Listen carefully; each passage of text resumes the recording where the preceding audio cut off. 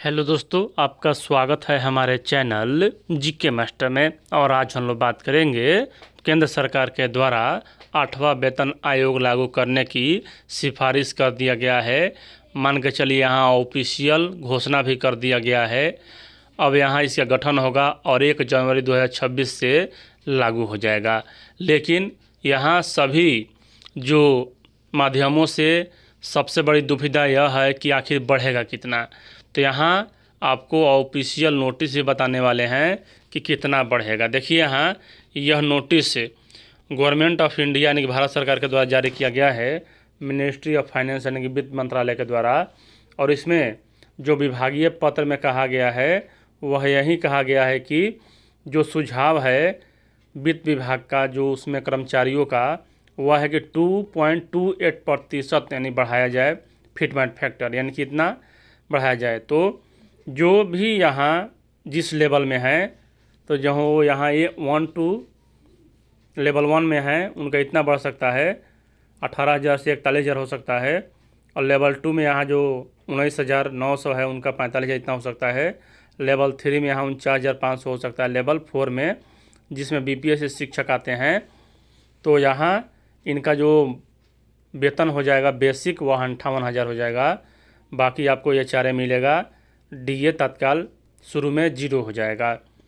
और उसके बाद जो लेवल 5 में है वह देख सकते हैं, तो यहाँ जो टीचर हैं बीपीएससी वह लेवल 4 में आते हैं। और अगर उनका बेसिक इतना है तो देखा जा सकता है। और यह एक अनुमान है कि कम से कम 2.28 फिटमेंट फैक्टर लागू किया जाए। और यहाँ कहा जा रहा है कि जिन्हें मिलते हैं 18,000 अब मिल सकते हैं 51,480 रुपये। यह कितना फिटमेंट फैक्टर पर है। तो यहाँ केंद्र सरकार ने 8वें वेतन आयोग के गठन को मंजूरी दे दी है। केंद्रीय वित्त मंत्री केंद्रीय मंत्री अश्विनी वैष्णव ने 16 जनवरी 2025 को यह घोषणा की। इसमें 50 लाख से ज़्यादा केंद्रीय कर्मचारी और 65 लाख पेंशनर को सीधा लाभ मिलेगा। 8वें वेतन आयोग की सिफारिशें 1 जनवरी 2026 से लागू हो सकती है। यह घोषणा 2025 के बजट के कुछ दिन पहले की गई है। कितना बढ़ सकता है सैलरी?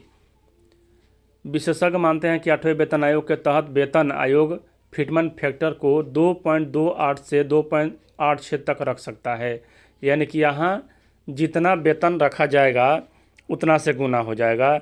जैसे मान के चलिए कि बीपीएससी शिक्षक का बेसिक यहाँ है 25,000 अभी तत्काल, और इसमें आप गुना कर लीजिए, जितना वेतन बढ़े 2.28 से हो जाएगा, या 2.86 कुछ भी यहाँ बढ़ाया जा सकता है। लेकिन अभी तक जो सिफारिशें हैं वह यही कहा जा रहा है कि 2.28 से 2.86 तक यहाँ रखा जा सकता है, या 1.92 भी रखा जा सकता है। कुछ मीडिया चैनलों के द्वारा इस पर भी बात किया जा रहा है।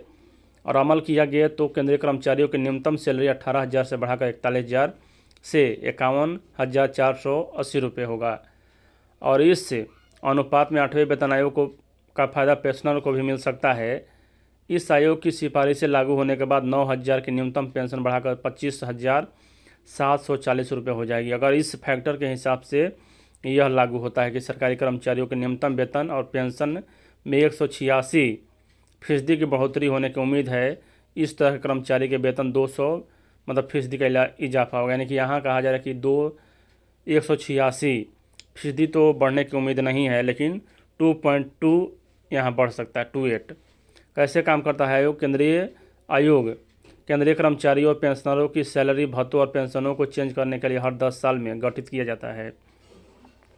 आयोग महंगाई और जीवन स्तर को ध्यान में रखकर सिफारिशें देता है। इस सिफारिश के लागू होने से कर्मचारी की सैलरी और भत्तों में बढ़ती होती है, जिसमें उसे खरीदने की शक्ति बढ़ती है और आर्थिक गतिविधियाँ तेज होती है।